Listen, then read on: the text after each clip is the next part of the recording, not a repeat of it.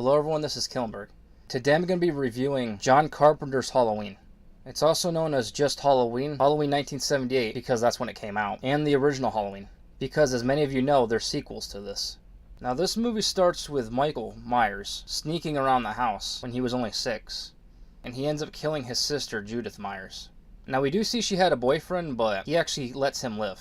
His parents end up catching him outside with a bloody knife. You can even hear his dad say Michael, and he takes off his mask. 15 years has passed, and we find out Sam Loomis, who was his doctor, was trying to keep him locked up. With a nurse named Marion Chambers, they see the other patients wandering around, and obviously that's a bad sign. Michael Myers actually ends up jumping on the car, and there is even a part where he destroys the window with his hand. Myers ends up stealing Loomis's car. What many might not know is Marion Crane's boyfriend in Psycho is also named Sam Loomis. But that's not really that important for this review. I just think that's a cool fact. But the next day on Halloween, Michael Myers starts stalking Laurie Strode, played by Jamie Lee Curtis. And this was actually her movie debut. But we also find about her friends Annie and Linda. And they actually encounter Michael Myers, where he's driving. And of course, Loomis tries to warn everyone, but they won't listen to him. And one of those is actually Annie's dad, Lee Brackett. And there's also a part where Annie actually tells Michael Myers speed kills and he suddenly hits the brakes, but then drives off. Now see, that night, Laurie babysits Tommy Doyle, and Annie babysits Lindsay Wallace. Oh, they're actually watching The Thing from Another World in part of this. And Tommy's concerned about the boogeyman because there was kids that was telling him about the boogeyman. Apparently, Lindsay's dog does not like Annie. Yeah, she gets a call from her boyfriend, Paul. Oh, also, Michael Myers kills the dog. That scene wasn't too graphic though, at least. Yeah, Lindsay got a call from her boyfriend Paul, who was played by John Carpenter actually. We don't see him on screen, we just hear his voice. And she asked Lindsay how she would like staying at Tommy's house, and she liked that idea. Now eventually, Annie gets in her car, and Michael Myers is in the back seat, and he ends up slitting her throat. A lot of people don't notice this, but he actually starts choking her. But if you pay very close attention, eventually blood is shown. There's also a part where Linda shows up at the Wallace's house with her boyfriend, Bob. Right, so Bob actually gets killed. And he actually gets killed in a pretty interesting way. Michael Myers actually nails him to the wall with a butcher knife. And then Michael Myers, with a sheet over his body and with glasses, fools Linda into thinking he's Bob.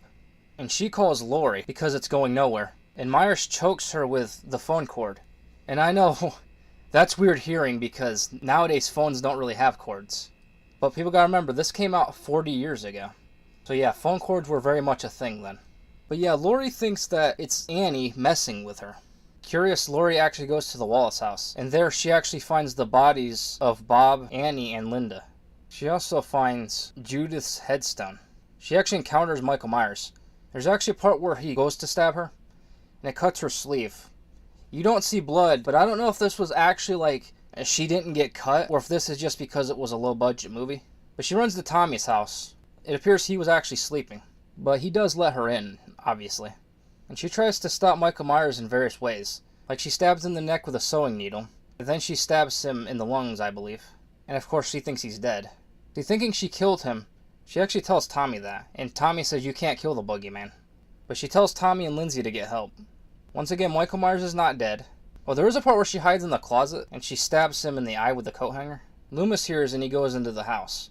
We find out once again Michael Myers is not dead, but Loomis ends up shooting him 6 times, and he actually falls off a balcony. Laurie asks, was that the boogeyman? Loomis says, as a matter of fact, it was. Loomis goes to check, and the body is gone, and that's the end. Now, this is actually one of my favorite movies. But yeah, I thought that was a pretty interesting ending. It really depends on how you look at it. Some people might say it left the possibility open for a sequel, but could have also left open your imagination as well. I also like how Michael Myers' mask was just a Captain Kirk mask, spray painted white. Well, I mean, they did fix the eyes and the hair too, but I mean, you wouldn't know it was a Captain Kirk mask just by looking at it. Or at least I can't tell. Maybe someone out there can. But I think that the masks fit the character. I mean, yeah, they could have used just any mask and spray painted it white, but I really like what they did here, though. And actually, that's the thing, is, you know, the mask is simple. It's not like they went over the top with it. And also, let's be honest, it's pretty awesome it's called Halloween as well. But yeah, I hope you enjoyed my review of John Carpenter's Halloween. I'll see you guys again soon.